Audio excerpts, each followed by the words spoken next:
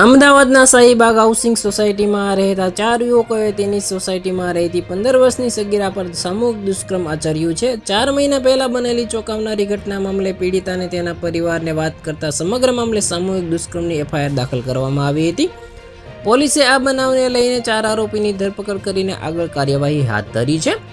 Shahibaug police સ્ટેશનમાં નોંધાવવામાં આવેલી ફરિયાદ મુજબ ગુનેગારોમાંથી એક સગીરાને ખોટા બહાના આપી હલચાવીને તેના ઘરે બોલાવી હતી, જેમાં સગીરા આવે એ પહેલા આરોપીના 3 સાથીઓ પહેલેથી જ ઘરે હતા.